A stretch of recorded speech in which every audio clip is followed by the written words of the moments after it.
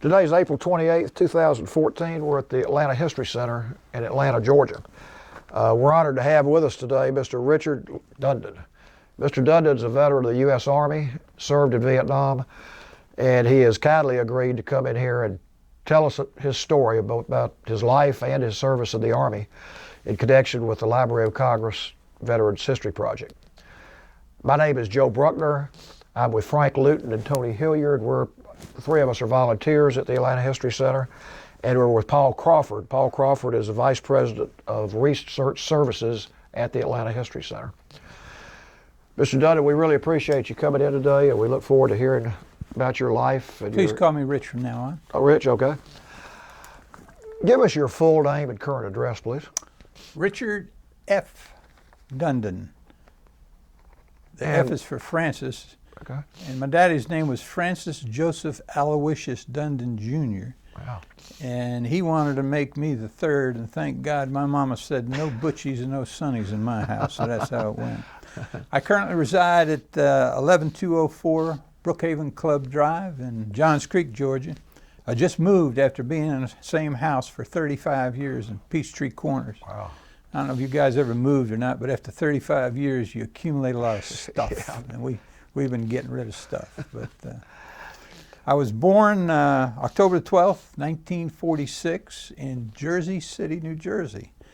Now in Atlanta, Georgia, I try not to tell that to a lot of people. And unfortunately, I've never had an accent. But 1 week after I was born, we moved to a little town called Spotswood, which is 10 miles south of New Brunswick, where Rutgers University is.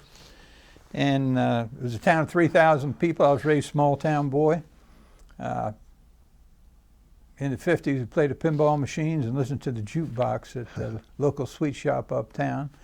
Just a plain vanilla childhood, a great childhood. My mother was the part-time nurse in our little hometown, which was kind of unusual to have your mother working and your dad working, which is, you know. And in fact, after there was no high school in my town, so I went to a parochial high school in New Brunswick, St. Peter's High School. And to add to my segue story about my mother graduated from college the same night I graduated from high school. How about that? She got a nursing degree, and she was actually in the military. She was an officer because she was a nurse.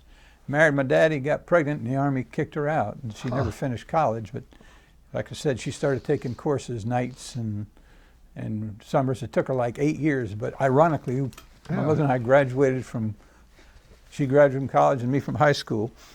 My father was a college boy too. He was Jersey City, went to Regis High School in New York City, and then Fordham University. I have an older sister named Catherine. And if you all ever met my sister, you'd say, Rich, what happened to you? Because my sister is a very bright person, a mathematician, and we're growing up, we weren't very close, but we're real close now. She lives in Black Mountain, North Carolina with my brother-in-law, Bo. Okay. So great memories of that. And in fact, she was 3 years older than me when I got to high school. I remember the nuns saying, are you sure you're Catherine's brother? You know, it was kind of on the squeak there. I wasn't highly recruited after high school, and my daddy applied to a Catholic admissions center, and it sent you transcripts all over the country to small Catholic schools.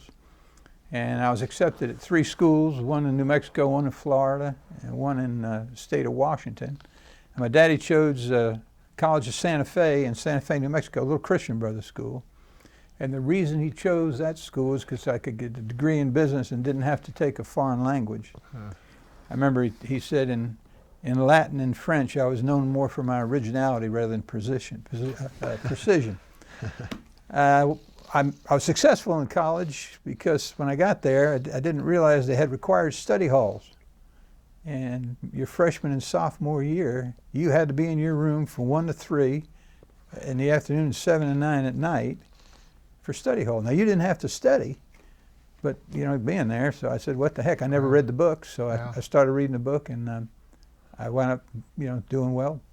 I was the president of my sophomore class, president of my junior class, and then vice president of the student body. So a real small school, 1,000 students. We only had 500 residents and 500 townies, but it was a great experience. But you can imagine going from New Jersey to New Mexico. You know, you talk Yeah. about culture shock. I remember I flew on an airplane to Albuquerque, took a bus to Santa Fe, and everything I owned was in 2 suitcases. Huh. And I remember looking at this. The college was an ex-military hospital. We had a couple new buildings, but it was an old military hospital. And I remember looking at this place and I said, my God, why has thou forsaken me? So, but I spent 4 years in Santa Fe. It was a great experience, and I did well. And the head of my business department, when I was about to graduate, had been in Chrysler's MBA program, and he recommended for me to apply to the University of Indiana, where he had his MBA. So I did, but to do that, you had to write a letter to your draft board.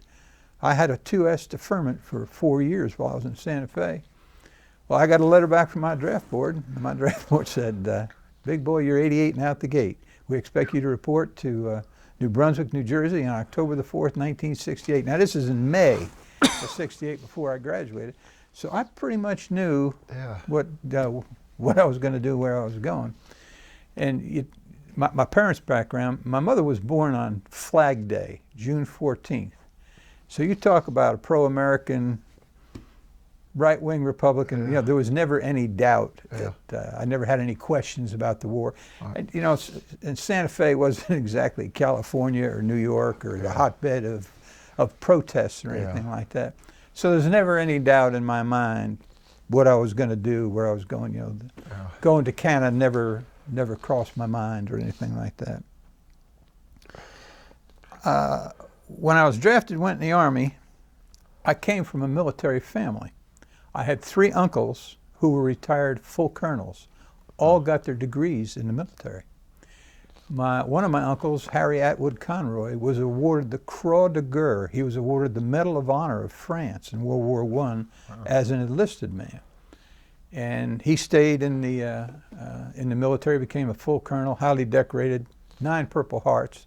I have a picture on my desk of my uncle and Mickey Moto, the Pearl King, because after the war, my uncle was the provost marshal of Yokohama, where Mickey Moto was. I still have that. You know, if you don't have memories, you don't have anything. That's interesting. But after about 2 weeks, I was drafted, went to Fort Dix. After about 2 weeks, I knew this wasn't for me. I said, you know, this is just not what I had thought the Army was going to be like. Besides, at that time, I forget whether you had to sign up for an additional 6 months or a year to go to OCS. And I decided, nah, I'm not going to do that. So after my basic training at Fort Dix, I was shipped to Leesville, Louisiana, a place called Fort Polk, the asshole of the world, in December or January. In the morning, you put on your long johns because it was so damn cold, and because you're freezing your butt off. In the afternoon, you're sweating like a hog. You know, it was just one of those. And I went to something there called LPC, Leadership Preparation Course. It was a 2 or 3 week course on how to be a squad leader. I was signing up for everything I could, you know, just get some time. And while I'm in this LPC course, I found out about something called NCOC. I don't know if you guys ever heard of NCOC, but it was called Non-Commissioned Officer Candidate. In World War II, they had the 90-day wonder where you became an officer in 90 days. Well, they had the same thing during the Vietnam buildup. At Fort Benning, they had a course called NCOC, and after I finished my time at Fort Polk, I had signed up to go to this to be a non-commissioned officer. And if you graduated in the top 10% of your class, you became an E6. So I went from E1 to E6 in 90 days. Wow. And you can imagine the lifers, the guys that had been busted and broken. They didn't like us worth a damn. I got, you know, no respect. Plus, I was a college boy. You know how that went. So after being at Fort Benning and going to NCO school, you know, everything is in the Army. You're all alphabetized. And the guy in the bunk above me, his name was Dundon Dye, and his mama lived in Atlanta. So when we got a pass, we'd come to Atlanta, and that's how I met my future wife. His mother was dating my wife's uncle, and my wife had just moved to Atlanta with a girlfriend who worked for Eastern Airlines. My wife's a native Floridian. So I'm coming to Atlanta, and that's how I met my wife. And we got married after I left Vietnam, you know, a year after I got out of Vietnam. So, you know, you look back and things happen for reasons. You got to believe that. Had I not met her, Yeah. you know, my boys and all that. So after Fort Benning, I go to Fort McClellan, Alabama, to push an AIT unit. I said, I got my stripes. I'm a big boy now, but get no respect from any of these. And so, you know, because to be an E6, hell, they had to be in 9-10 years. Most of these guys have been busted half a dozen times, had more tattoos on them than you could shake a stick at. So I pushed my AIT cycle, and I finally got my orders, and I go to Vietnam. I remember I flew somewhere in California. I don't know if it was in San Francisco or Oakland. I flew from California, and we landed in Alaska. And it was on one of these private, you know, it wasn't Delta Airlines, wasn't a military, you know, it was those private companies, excuse me. So, but you know, if you have these isolated thoughts in your mind of something that happens. I can remember an incident when I was in the 2nd grade. I don't remember the day before, the 5 days after, but I remember getting off the plane in Alaska and getting an order of toast. And this is in 1969. Damn order of toast was $4 in a bar. You know, so well. How'd your parents feel about you going to Vietnam? My parents were, especially my mother, was very nervous. But there was no doubt what I was going to do. Segue parent story. My daddy wrote me a letter every week when I was in college. Wow. Never missed a letter to me. And in every letter I got my $10 check, money that I had earned during the summer. That was my spending money. You know, $10 in 1964, you know, that was for your pack of smokes and your beer on the weekends and your dry cleaning and stuff like that. And my mother, who I was much closer to, I can remember my mother wrote me 2 letters in my life. Once when I was in the Army, and once when I was in Vietnam, and once when I was in college. Only 2 letters. And here my dad, my daddy was tough. Never beat me or anything, but my father was a disciplinarian. But you talk about loyal, never missed a letter. Wow. And where do I ramble from here? You were in Alaska. I'm in Alaska. So I leave Alaska and I go to Benoit or Saigon, I forget where we landed. And you go to a repo depot, you know, replacement depot. And I don't know, hundreds of guys in these things, and everybody's, you know, you're in there for a couple days. But I was the last guy to get assigned. I'm in this damn place for 2, 3, 4 days, and everybody's gone. Finally, somebody comes up to me and said, you know, we have a teaching position, and your name's been, were you a teacher? I wasn't a teacher. I said, hell yeah, I was a teacher. Anyway, that went to hell in a handbasket because I wound up being assigned to the 1st Cav. And I go out and they fly me helicopters, I guess, I really don't remember. And I go to LZ Buttons. And I was assigned to the 2nd of the 12th Cavalry, A Company. So I get to LZ Buttons and it's huge. I mean, this is in Song Bay Province, not far from Tay Ninh, Nui Ba Ra, Nui Ba Din, Black Virgin Mountain, Red Virgin Mountain. And I'm a pretty scared puppy, you know? I mean, you don't know what's going on. And I'm there a couple days. I get out there, they give me my weapon, and I get my steel pot and all that. And then the first sergeant, I don't remember his name, real tall guy, he said, we're going to take you out to the LZ. And with the 1st Cav, we operated in battalion-size operations. And they'd build LZs, and an LZ consisted of 3 105s, a TOC, Tactical Operations Command. They send engineers in to build underground bunker for the battalion commander, which is usually a colonel. And you'd build fighting positions. They have concertina wire. And you had 4 companies that were fighting companies, and you had an echo company, which was a mortar company. The mortar company always stayed back on the LZ with the 3 105s. So I get to the LZ, and coincidentally, my company, A Company, I was in the gambling battalion. Our battalion commander was Gambler 6, because you know the 6 is the designation for an officer. And I was in A Company, Ace High. B Company was Bad Bet, C Company was Wild Card, D Company was Stacked Deck. And I was the second platoon sergeant. So nobody went by a name. Okay. I was 2-5. Nobody called me Rich.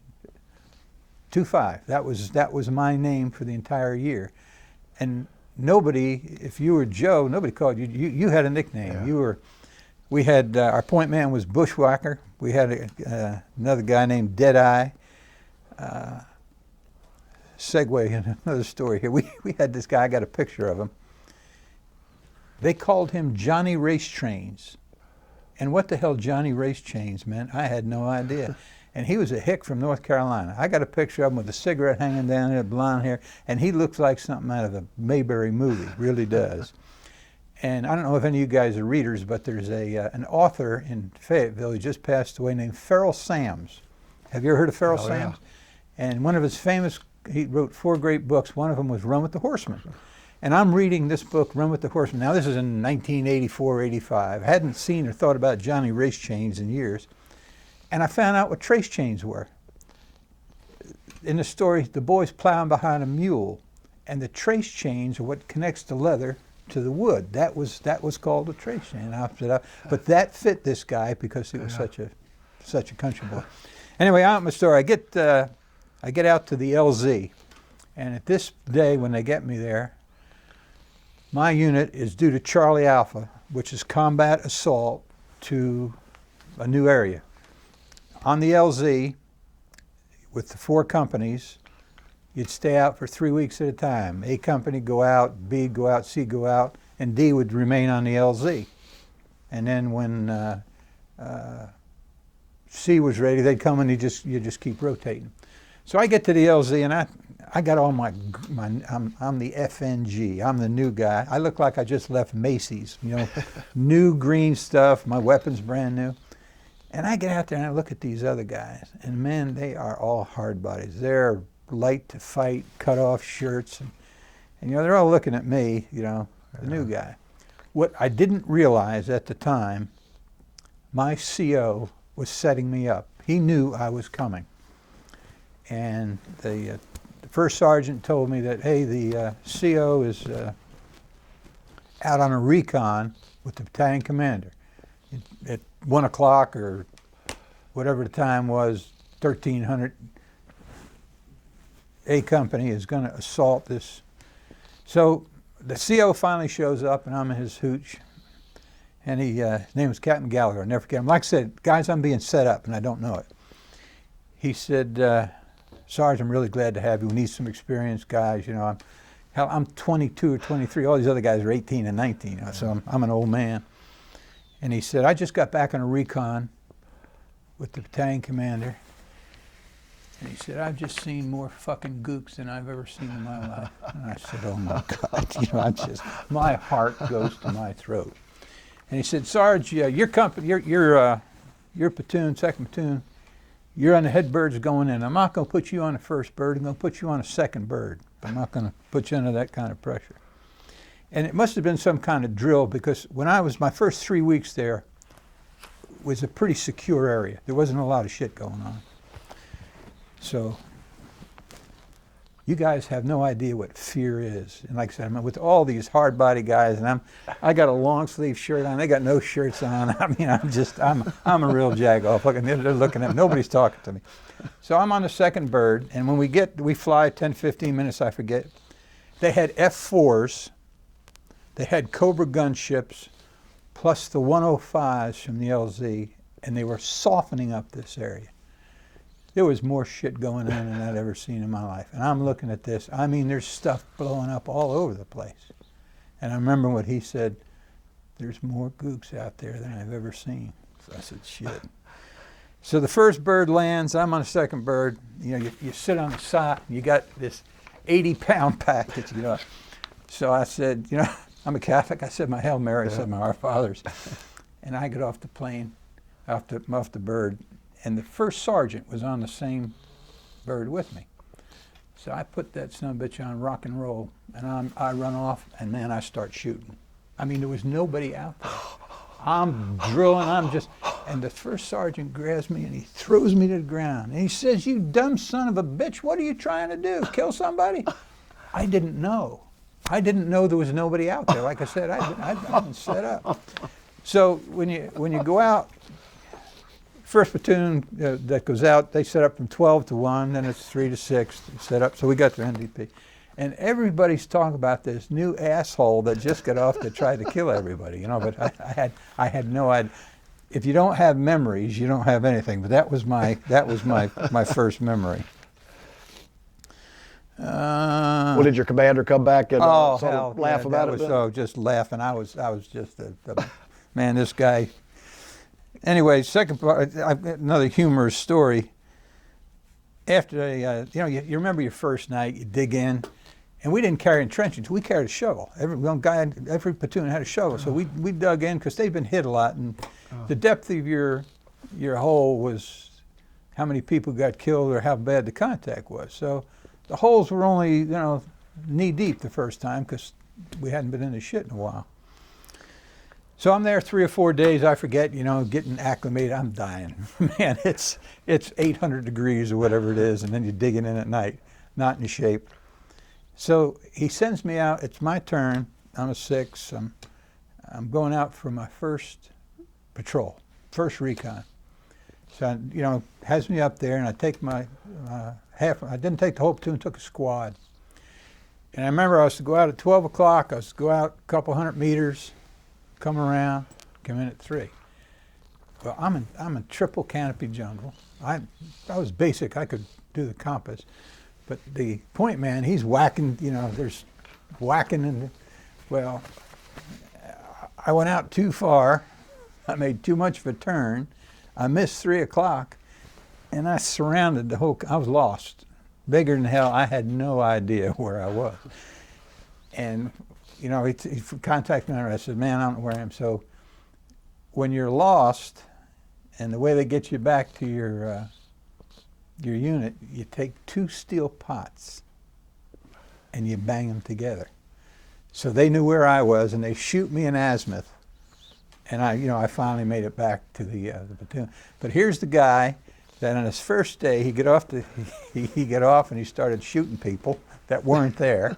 After you've been there 3 or 4 days, he gets lost on it. So that was my inception. That was my beginning of my career in the bush, and it got better. But like I said, you don't have memories. You don't have anything, and you remember rough start. You remember the. Well, when you were banging your steel pots together, did you have any concern that the bad guys would hear that too? You ever heard the expression "shitting in my pants"? It was pretty much that way the whole time, because you didn't know that. One of the things I've thought about this, a segue, when you're out and you're on patrol, we usually moved a click. 1,000 meters a day was pretty much, you set up, you went a couple recons. And I never thought of this while I was over there, but I thought of it once I got back. When you set up at night, and it's an NDP, you're setting up in your night defensive trimmer, you're digging in, the first thing that you do is you got to find out where the hell you are. So the artillery guy, our 6'2", you had the company commander, who was a size 6, and then you had the artillery guy. He was an officer also. He was a 6'2", and he was your map man. So the first thing they do, now we're quiet all day. We're not supposed to be talking. You're working, you're going in 2 columns. So to find out where we are, what's the first thing they do? Well, this 6'2" gets on the phone, and he'd give a coordinate, and he'd say, "Let me have a Wilson Pickett hanging 400. Now, a Wilson Pickett is a white phosphorus round. So they'd shoot this white phosphorus round 400 meters in the air, so he'd know where he was. So the first thing he does, he said, usually they start off from the north, and they bring in a marking round 1,000 yards out, and he walks it in. So he walks a marking round in, real fire, to within about 100 meters. No, and they do this on all sides. Well, if anybody, by the end of the day, if anybody's in a bunker, the bad guy, they know exactly where you are. But you never thought. I said, "Man, am I really safe doing this?" But that was the experiences that you have out there. the next thing I have on my list was about the names, and I've already gone through that. Ace High, I was Ace High 2-5. Everybody called me 2-5. I want to mention my first officer was a guy named, I showed you the picture outside before the interview. A guy I'll never forget. I haven't seen him since, haven't heard from him. His name was Robert Lynn Huff, and he was the son of a Methodist preacher.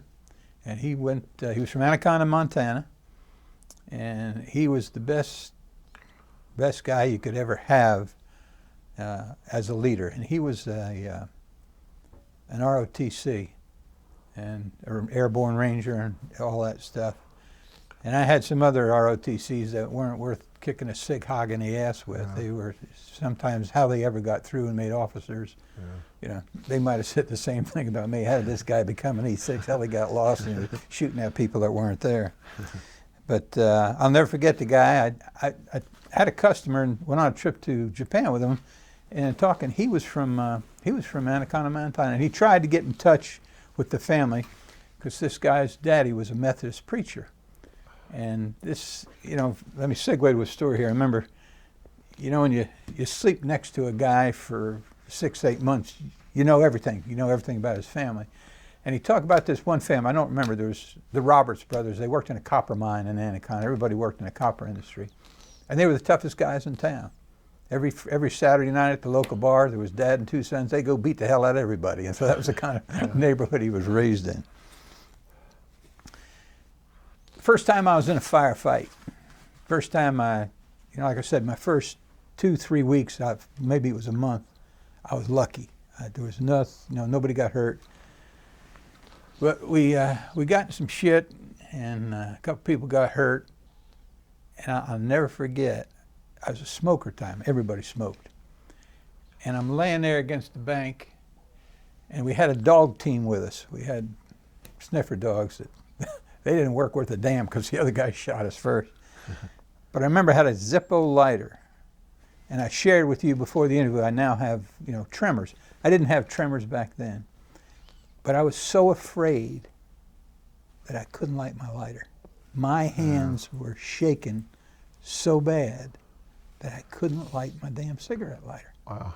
And, one of the guys from the dog team went, like I said, nothing to do with the story and why I remember that stuff. Yeah. I don't know, but I mean, you just do. That's something you would remember. I can understand. In about 1971, 72, I'm home, and I go to a party. And while at this party, I met a guy who's a Vietnam vet. Real nice guy, and talked to his wife, and he said, have you had your help yet? I said, I beg your pardon? He said, have you got your counseling yet? And I said, no, I don't know what you mean. And his wife tells me the story how she woke up one day and he was in a corner and he was shaking. He'd been, same experience in the infantry as I did, and he said, you really should get some help. You need help. And all these years I wondered why I didn't get the help, or that I didn't need. Some people needed it and some people didn't. But I've never forgot that. There's 3 things. I don't dwell on living the past every day, but when I do think of Vietnam, and it's every couple months or something will be a movie or I'll read a book or something will happen, I have 3 recurring thoughts. 3 things come into my mind. And I don't know if you ever read Schwarzkopf's autobiography, but I did. And in 1968, he thought about getting out. He was a captain at the time, because the Army was screwed up. You had Westmoreland lying about stuff, and you had Johnson and McNamara making bombs. I mean, it was just not what it should have been. And we were in some shit, and my real good platoon leader became the company commander, and I had this yahoo who was he was my 6, and he didn't have sense enough to pour piss out of a boot. I mean, how he ever made it, I don't know. He was goofy. The guy was actually goofy. Anyway, we're on we were going out for a patrol, and he and I had swapped. Sometimes he was up front, sometimes I was in the back. A platoon, a company back then was maybe 100, between 100 and 125 guys, and we had 4 platoons, plus the CP, the command post, the captain. The captain had his RTO, you had the 6-2 with his RTO, and then you had the head medic, the BandAid. And we get out, we don't get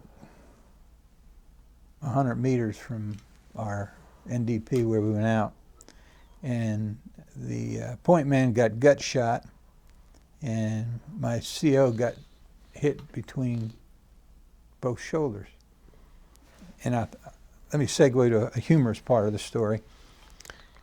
They're back, I hear them screaming and yelling, and in the Army, you do stuff that in basic training in AIT, I said, why am I doing this? Because they had fire guard every night. Every night you had this thing that you were told to do. You had to buff the floors. You were told that you were given instructions and you're supposed to follow through with it.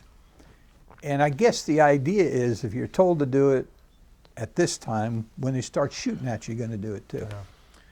So, boys, we're in a shit. I mean, there's stuff going on and bullets flying all over and these guys are hurt. My RTO, his name was Dwarf, one of those nicknames. And Dwarf got his name from one of the 7 dwarfs.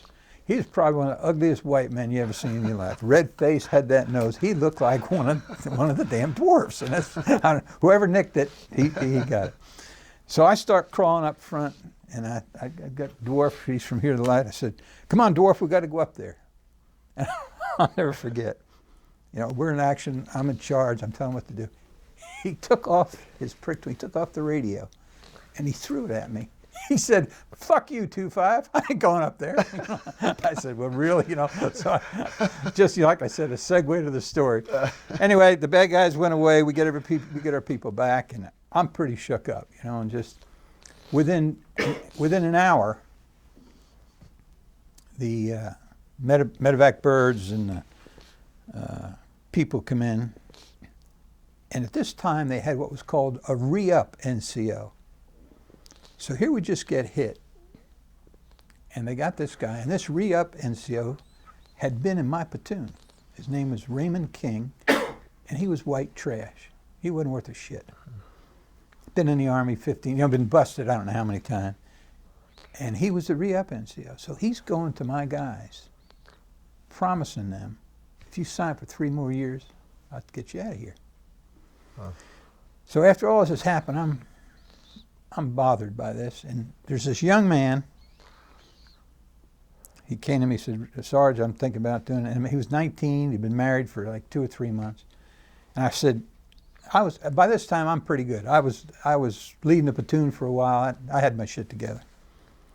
And I said, "You stick with me, I'll take care of you." I said, "Don't you be re-upping." And I went to King, and I told him if he ever came to my platoon again, I'd kill him. I said, "Do you understand me? I'll kill you." And, you know, it's easy to say something, but that's always bothered me. You know? The bad part of my story is I went on R&R, and I came back, and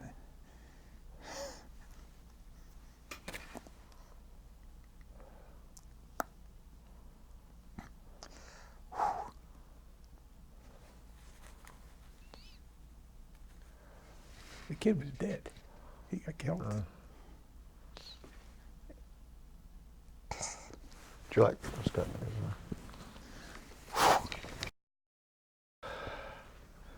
Okay. Okay. To go on with, so it was a catch-22. Had I let them sign up for 3 years and go home, maybe. So that's something that's always in the back of my mind. Yeah. And the other thing, it's kind of a crazy thing, stuff you remember.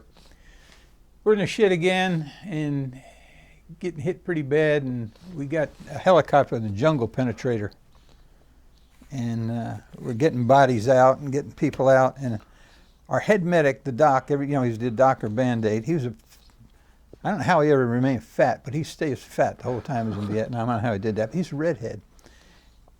And I remember the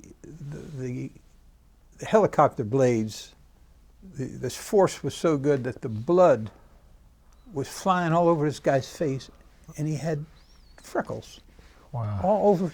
I just, why you remember that. Yeah. But the irony was the next day I'm shaving. You actually had to shave out there sometime. I looked and I had the same damn freckle. Now, why I remember that, Gee. why that happens, I don't know. Wow. The other thing is, we're in Cambodia, and according to Stars and Stripes, we were kicking ass and taking names, but it must have been a different group because it was just. Yeah, Anyway, talk about that in some detail. That's interesting, your experience in Cambodia.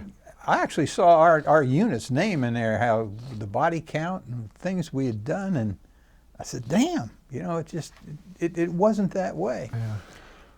But one of the worst things that happened to me was we're leaving our NDP. We're in Cambodia, and we're getting hit every day. They're nicking us. And the guys up on the DMZ, up at I Corps, they're fighting tanks, and it was a different fight than I was in the jungle. In the jungle, we had 40, 50 bad guys with RPGs and crap like that. There's ambushes, and you couldn't see. So it was, a different kind of war. You never knew when you were getting hit. We were getting nicked, and they didn't want to kill anybody. They wanted to wound us so they could, bring in the birds. But we're leaving our NDP, and I hadn't left my hole yet, and we get hit. So everybody, there's a firefight going on, and our 6-2, our artillery guy calls in fire, and one of our 105 rounds landed inside our perimeter, and it was devastating. One of the things I think about, my counterpart, the 3-5, I'll never forget, I get up and I saw him, and his legs were gone. He was in shock. I can still remember his face.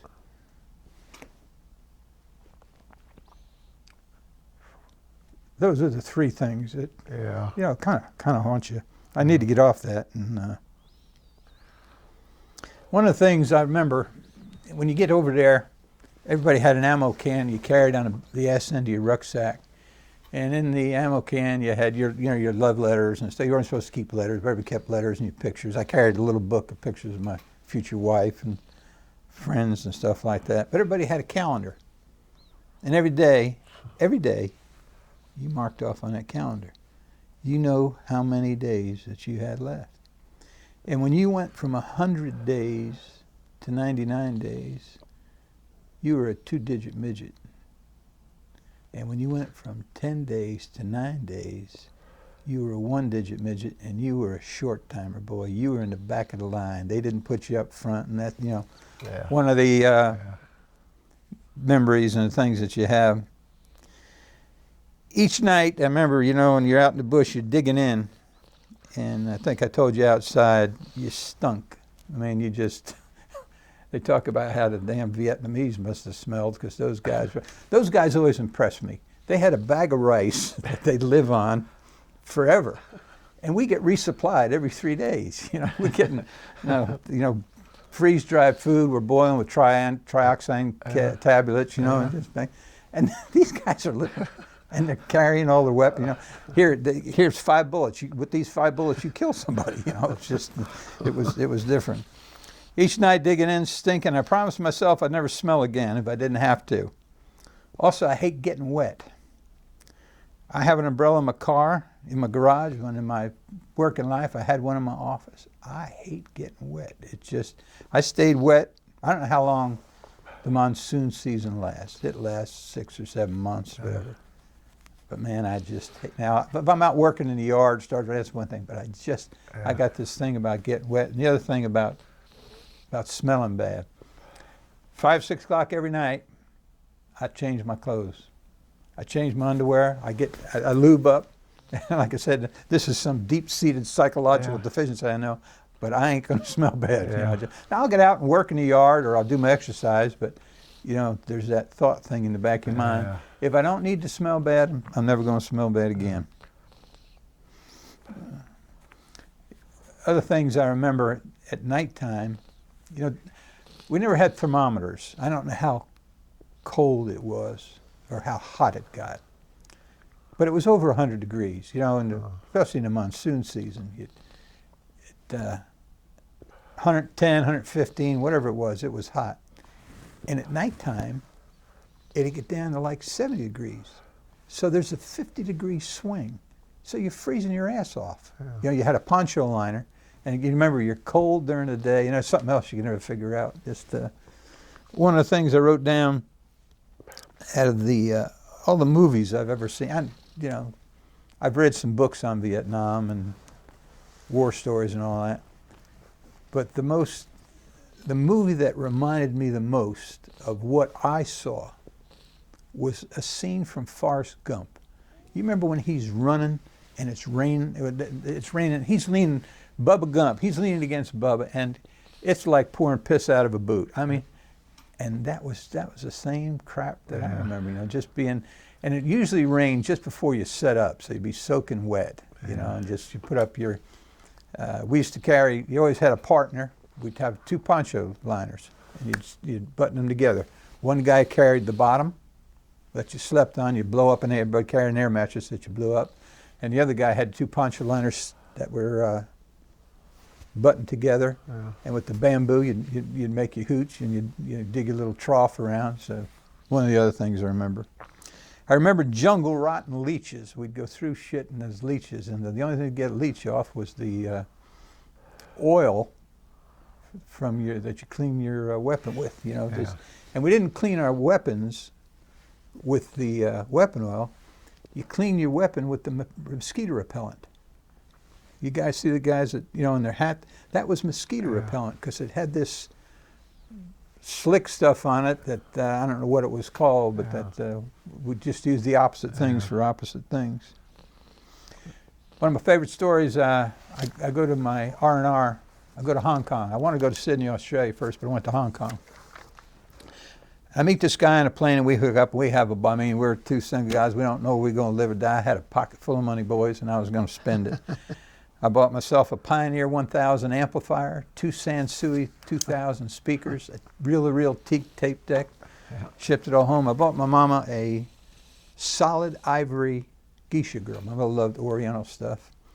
And my mom passed away, but if my house ever burned down, that's the only thing I'd ever take with me. I'd take that. You know, that memory thing. Had a great time, and about 2-3 months later, I was fortunate enough to get everybody wanted to go to Sydney, Australia. I mean, that's where the place was. Hopefully my wife will never see this thing. So, but to show you how the knowledge of my geography. Now, I remember I got my custom-made suits that I got in Hong Kong. Boys, I'm looking good. I got all the threads. And August, I picture myself going to the beach. Well, I forgot August is the other side of the equator. Get off the airplane, it's 42 degrees and raining. The first thing I had to do was go buy a top coat, you know. Yeah. But I wound up hooking up with some people, had a great time. So my experiences of my R&R, you know, just getting away. And the Sydney Opera House, I have pictures, was 6 or 8 weeks from opening up for its first show. And I took a tour, got my pictures of the Opera House, and rode a hydrofoil, you know, the boat that goes on skis. You know, these are the good memories that you have. Life on the LZ. I told you you're out in the field for 3 weeks at a time, and you finally get to the LZ, and you can get a shower. Like I said, you stunk, and I had no idea. You know what an Australian shower is? It's a 5-gallon bucket with a screw top, with a screw bottom on it. And there was always work details. You were filling bags, and I was an NCO, so I didn't have to do that. I had work details. But at 5 o'clock, everybody get to take a shower. And they had these big blivets of water, you know, 5,000-gallon water things that a Chinook helicopter dropped out, and you'd fill these 5-gallon, real thin plastic water jugs. And in 100-degree heat, you filled it up at 8 o'clock in the morning. By 5 o'clock, man, you had a nice... And it's unbelievable what a great shower you can take with 5 gallons. The other thing I remember they had where you had your shitter. They had and it was just out in the middle of the LZ, the battalion commander, whoever else. You'd just be out there doing your business. People walking by, how you doing? You know, just some of the humorous part. Mondays, out in the bush or on the LZ. Monday was pill day. You had 2 types of malaria. You had Vivax and Falsip. You took a a pill every day for one kind of malaria. And on Monday, the platoon sergeant or an officer handed and watched every guy take that pill, because guys wanted to get malaria and go to Cameron Bay, you know. And the thing about Monday was it was called the shits day, because whatever was in that pill, everybody had the green apple quick step for the rest of the day. So your guys are running off to the side, digging a little hole, and you know, the little toilet paper packs you had, you know. And the other, when you first get out there, it sounds crazy, but you're out in the jungle taking a crap, and you're squatting down, being sure there's no snakes. You know, that was bad to get bitten by a snake. I ETS'd and DeRosied at the same time from Fort Dix, New Jersey, same place as I started out. Explain what DeRose is in case somebody watches this and doesn't know. DeRose is, what the hell does the acronym mean? ETS is estimated time of separation. That's when you get out. And DeRose is direct. Just generally what it means. Yeah, you're out. You're 88 and out the gate. You're out of the Army. I forget what it means. Same place I started out. I flew from Benoit to someplace in California where they fed us a steak and waited for the next plane to McGuire Air Base. They gave me a new uniform. They gave me my medals, many of which I had no idea I earned. They just gave me these things and sent me on my way. I remember when we got there, you know, there's hundreds of guys on these airplanes. And as soon as the Vietnam planes come in, this was separation for the European theaters too, the people coming in from, I remember seeing some guys I was in basic and AIT with that came from the German theater. They set them down and they let the Vietnam boys, you know, get out there first. I heard an expression once that kind of fits my feelings. I wouldn't trade what I did for $1 million. I wouldn't do it again for 20 million. I just finished a book called Embers of War. If any of you guys are looking for a great read, it's by Fred Logevall, Embers of War, and it's about the history of Vietnam. I always thought Ho Chi Minh was Joe Shit, the rag man in pajamas. He was a brilliant man who spoke 5 languages, traveled the world, and the author convinced me he did the right thing for his country. When you read about Dien Bien Phu, now the book takes you up to the 50s and Eisenhower, and it doesn't take in the war part, but it'll blow your mind about what went on and the real story of Ho Chi Minh. It was a great read given to me by a friend and fellow Vietnam vet named Sal DiPasquale. And Sal, he told me he signed up and I thought he was to be here today. Who's being interviewed at this. He told me he had the same time interview as I did. His story is about a 19-year-old Marine in the conflict. Sal had some issues and was helped by the VA, and I'm proud to call him a friend. When I went to Vietnam, I was 22 and a college graduate. I turned 23 while I was in country, and at one time I was the oldest man in my platoon, surrounded by 18 and 19-year-old kids that had 6 weeks of basic training, 9 weeks of AIT. They were put on a bird and they went over there, and you know, it was a gross injustice of so young and so inadequately trained, you know. And you look what's going on, you know, since they eliminated the draft and you have the volunteer army, we got guys that are going there 4 and 5 times and they wonder why they have problems, you know. Yeah. You know, I'm telling people these classes I alluded to, I'm taking at Emory. I remember singing songs. I want to be an airborne ranger. I want to live a life of danger. I want to go to Vietnam. I want to kill. Songs about killing. They taught you, taught you to kill. You go over there and you kill people for a year, and then you come home and everything's supposed to be okay. Yeah. And here these guys are doing it 4 and 5 times. Yeah. So it's, it's a... I want to ask you a couple of questions. One, going back to when you were in Vietnam, and one right after you got back. First question is, what was the morale like in your unit? You were out in the bush pretty much the whole time, and you were facing danger every day, every night. You had no place else to go. So that was it. You were there. If you can't pat yourself on the back, nobody else is going to do it for you. I always thought of myself as a leader, and I knew what I was in, and I knew these guys were all younger than me. Now, it took me a little bit to get my shit together and get my feet on the ground, but I knew. We never smoked weed in the bush. Never. Nobody in my platoon. Now, I might have suspected because you can smell it. Yeah. Back on the LZ, if it was safe, you knew a little bit was going on. But I never, you know, after when the shit hits the fan, I remember, I told you I'm an emotional person. When you see people wounded and shot, fucked up, I mean, it tears you up. Yeah. And, you know, they compare us to, like in World War II, most of the people you meet in World War II, they were in 5 or 6 fights. You know, the fights lasted like 30 days, you know.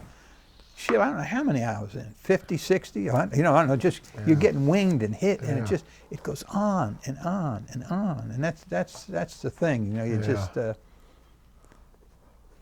when I got home, it was around Thanksgiving, and I had a job, and I'm getting gas, I'm in Riverdale, and unbeknownst to me, there's a turkey shoot across the street. I'm gassing up my car, and all of a sudden, bam, bam, bam, bam, bam. I'm in a suit and white shirt. I laid out. Man, I was flat as a pancake. It was just, and that's the only time anything really ever happened to me like that.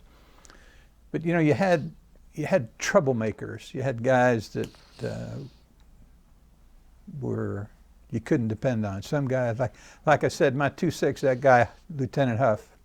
Man, that was as good as it got. So, you know, you surround yourself with people like that. But you get, you know, there's certain songs. I'll never forget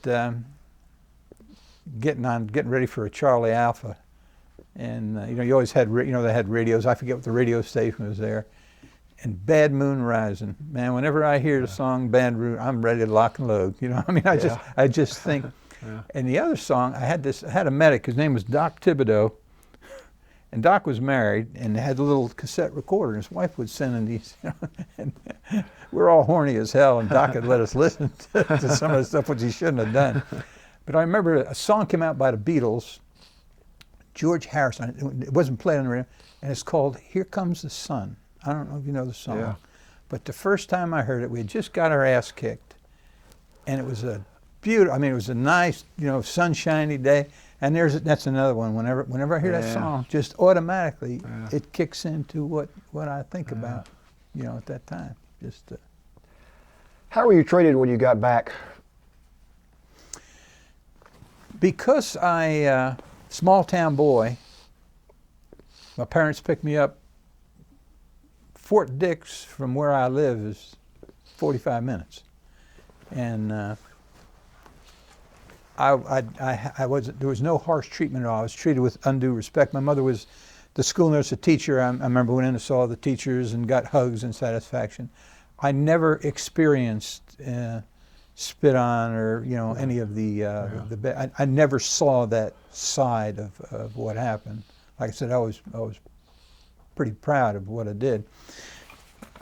I have a picture. I was assigned, my best duty over there, I was assigned to a mechanized unit, my platoon to a mech unit for a week. Why they needed us, I don't know. We wound up riding on half tracks and tanks, and those sumbitches got a hot meal every night. They were bringing in fuel for them and that was the best damn duty that, you know. So I had a couple pictures, and one of the pictures I've got, you know, in the front of the tank where you sit, they have a machine gun, and I had the guy's tank hat on and the glasses up there, and I had a handlebar mustache. I had a damn handlebar mustache about that big, and I had a posed picture, and my eyes, I looked like Google-eyed rabbit like that. And like I said, I never saw any of the pictures, and my daddy got that picture, and he had it blown up to a big poster. And when he picked me up, we stopped in a place, East Brunswick, at a diner, and had a meal. And we drove home. He drove right up on the lawn, put on the high beam lights, and there in the picture window is this picture of me with my handlebar. That's good. So, you know, you think so. There's But I never, like I said, I think of these three things, and and I go back and I've looked at names. I don't remember guys' names, and like this kid that haunts me. I don't want to know his name. Just. Well, you haven't mentioned that you were awarded the Silver Star, and I'm sure you've avoided that because of modesty, but would you like to talk about that? It was December the 6th, and I was in Songbei province, and we hadn't been in the stuff too bad. And sometimes, depending upon the area you were in, you had a point man. A point man usually was the guy whacking. But in this area we're in, it was a huge trail. This trail was as wide as this room. And I was the 2-5, and we split the platoon. My platoon leader, he went one way and I went another. We're supposed to hook up somewhere. And I'm on point. I'm the guy walking point. And I look, and I've tried to guess, I don't know how many yards down it is. 50 yards, 70 yards on this huge trail that goes around a corner. I see these bad guys crossing the trail. So, holy shit, I hadn't been some contact for a while. So I go back, get my machine gunner, and there was a bank. They were headed in our direction, and we had a homemade berm in front of us. And pretty, other than off the trail, it was pretty thick. And I had the machine gunner next to me. I had a full weapons platoon, and we were light to fight. Light to fight means you didn't have your rucks with you. They were left back at the CP, the command post. So all we had was canteens and all our ammo. So because they were so far away, I knew we had some time. And then they came in front of us, and I don't know whether they saw us first or we saw them, and that's when the shit hit the fan. And it was a long, arduous firefight, and crawled up, and I think the reason I was awarded, I captured a bad guy, and he wound up giving information to, everybody doesn't get it, but I was awarded the Vietnamese Cross of Gallantry, which is the corresponding medal to. And it is awkward. Like I said, I've got friends I've known 30 years that don't know. I mean, how do you bring that up in conversation? Just hey, did I tell it's something that. Now we just moved to a new house, and my wife and her girlfriend, with the decorations, were going through my stuff. I've got the the write-up, and they put it in a frame, and they put it on the back of my bookcase. So a couple people, it's just, I'm extremely proud. Yes, you should be. Of what I accomplished, and that I lived through it, and I captured this bad guy. We had Kit Carson scout. His name was Sioux, T-I-E-U-X, and he was a bad mother humping man. It was everything I could do. Once we dragged this guy back. Sioux wanted to fillet this boy right there. It was just. But that was it. We'll talk a little bit about your life after you got out of Vietnam and left the military. Got out of Vietnam, went home. I said my mom and dad. I had my girlfriend, my future wife, in Atlanta. I spent 3 or 4 days with my folks, and then I got on an airplane and came down to Atlanta. I had a good friend, this boy that I met in at Fort Benning. Keith Dye, how I met my wife. He got wounded. He came home first. And he got us an apartment in Riverdale. My wife's father owned a machinery business. He had a nice business in Florida, and he hooked me up with the owner of a company here in Atlanta, and I got in the construction machinery business. I was hired as a salesman, and my career, 5 years, I sold bulldozers, excavators, big iron, earth movers, rock trucks, things to Vulcan Materials, and it was a great career. I got 2 great boys. I got my sons Chris and Brent. Chris is 38, in real estate development and leasing properties, and my youngest son works for a company that distributes fiber optic cables. Okay. Both of them doing well. The older guy has a house in Grant Park, And they run with the ponies. They love their mother, so I can't ask for more than that. I got good boys, and I've been married. You know, I like to think I have a sense of humor. I'd say to people, this is my first wife. This is my first wife, and she doesn't think it's near as funny as I do. But if we make it to August, we'll be married 43 years, so it's been pretty successful. Congratulations. Yeah, 43, same woman. How she puts up with it, I don't know, but it's a two-way street. You know, You brought some pictures and some other items. I want to be sure we don't finish before you have a chance to show. My father-in-law, who passed away in 1988, when I was over there, he sent me, this is a Randall attack knife, and I carried this with me every day. I chopped down bamboo trees. I would open cans of rations, and it was just part of me. Something that someone told me it was worth some money. I looked on eBay; it was worth $1,000, but it's worth more than $1,000 to me for something like that. My platoon found a weapons cache in Cambodia, and everybody got to take home a war trophy. I have a 7.62 Chi-Com pistol that's never been fired. Hold that up so we can see it. Okay. That's never been fired. It's just a war trophy that I have, and I've got albums of pictures and my medals and things that they stayed in drawers. You know, it's just. Well, if there's anything you'd like to show, now's the time to do it. I think everybody knows what they look like. Okay. I appreciate it. Well, you've got an amazing story. I mean, you spent a lot of time in probably one of the most dangerous places in Vietnam, and you went from getting off the chopper firing away to being a very competent leader that probably saved a lot of lives in your unit.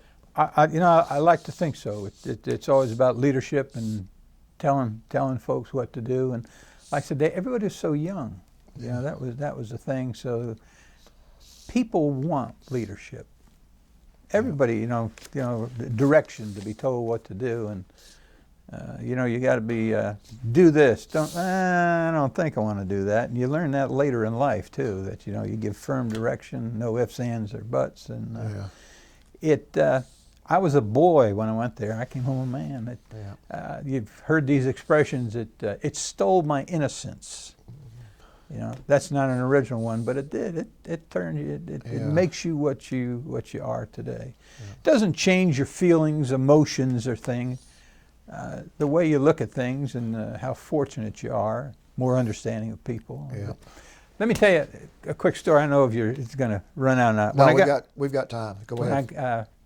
When I was awarded the Silver Star, and was finally told, our battalion commander. They're usually lieutenant colonels. That's usually but we got this major, and the major was a West Pointer. And when I finally found out that I'd received this award at this time, they were awarding battlefield commissions. So this guy calls me in and says, "Sarge, congratulations. Here's your opportunity. You're going to be offered this battlefield commission, and what we're going to do, we're going to send you back to the United States for 3 or 4 months for additional training. Now, you're not going to go to OCS. You're not going to be harassed and do things. You're going to get more fine-tuned on calling in artillery, working with gunships, leadership, things like that. And after that time is done, you can come back for another year. We'll bring you back for another year." And I said to myself, "You got to be shitting me." Here I'd made it for 3. I forget when this was, maybe January, February, and at the particular time he's making this award to me, it wasn't really a good time. Yeah. So, like I said, he's a West Pointer, and this is his life. And I said to him, "Sir, I'm really going to have to think about this." Well, I didn't need to think about it at all, but I know, I was sharp enough to say, "I'm not going to turn it down now." So I mean, I came back the next day, my hat in my hand, and I explained to him that I had plans. I wanted to get an MBA, and you know this would interfere with my plans. He could not believe I was turning him down. I mean, he thought there was something wrong with me. You know, not a clue. He wasn't out there digging holes. Yeah, you know, and just, you know, but that was you know, the irony of it. I said, you can come back for another year. You lucky guy. I said, man, is this a joke? Is this a Smothers Brothers show or something? No. But anyway, that's, you know, one of those memories you have. That, you know, there's with all there's fun stuff too that happened. You know, you don't dwell on that. Sometimes the card games. I wasn't a poker player, but I can remember when you got back, they'd send you to every 2-3 months, your whole company would go back to some rear area. I don't know where the hell it was. They'd fly us back. You get clean uniform. And we got the uniforms we got, they wash, but they never fit. You know, you'd get a clean uniform maybe once every couple weeks, you know, socks and things like that. But we'd go back to these areas and they had swimming pools and drinking beer and good food, and you know, nobody was shooting at you in this last couple of days. I wasn't much of a poker player, but I remember I got involved in a poker game one night. You know, I'm doing, you know, MPC, military paper, funny money. You know, I never carried any of it anyway. Hell, I'm up $400 or $500. I'm pretty good. 2 hands later, I'm broke. So I knew my poker career was, you know, wasn't much to be over. Well, I want to give everybody else in the room a chance to ask any questions, if any of you have any questions.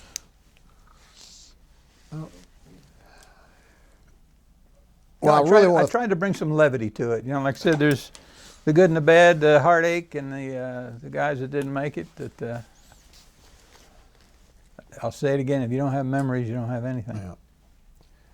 Well, that's a good way to Yeah. finish. And you did a wonderful job talking about your experiences, because you did throw some levity in, but you made it clear how serious this was. And you were obviously right in the middle of a lot of heavy combat. And I'll repeat this too, your leadership really did save some lives. And you should be proud of what you did. I know you are proud of what you did. And I know your family's proud of you. And I appreciate that. we just want to. I appreciate what y'all do. I mean, it's it means a lot. You know, it's cathartic. Yep. It helps, and you know, maybe someone else will see it, and this will drive someone else to tell their story of what happens to them. Got one more story. You ever heard the term arc light? Yeah. Do you know what an arc light is? But talk about it. I know what it is. I just, no one ever explained to me how the hell it got the name arc light. Song Bay, the rear of the 2nd and 12th Cav, huge base. And they had a PSP runway where single engine planes could land. And there were the two mountains, Nui Ba Ra and Nui Ba Din. Song Bay had one and Tay Ninh had the other. And on top where the LZ was, they had an outpost, bunkers. And my platoon was stationed up there.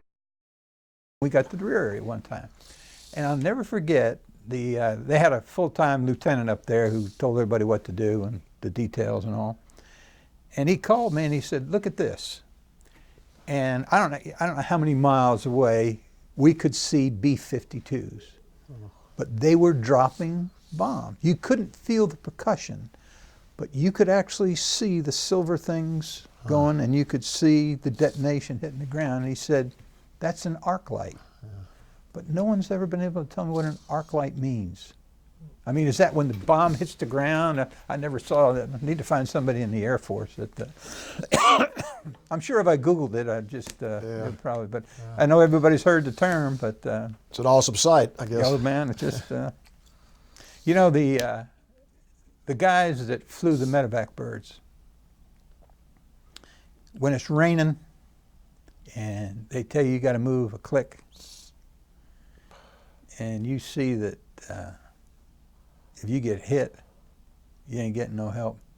You're walking. You don't make the click. Because without those guys, and I can't tell you how many times they came in landed, took people out. And I told you that story about the blood freckles on my face because there's a jungle penetrator, and that guy's up there just hovering while you're loading folks up. Boy. My call sign was Ace High 25, and the guys that flew support for us, their call sign was Chicken Man. Swear to God. And when I first came home, for 5 years, I'd go to a mall, I'd see somebody, I said, "You're not Chicken Man. I've looked, I want to kiss a Chicken Man." Yeah. That's how important Yeah. those guys were. Yeah. Just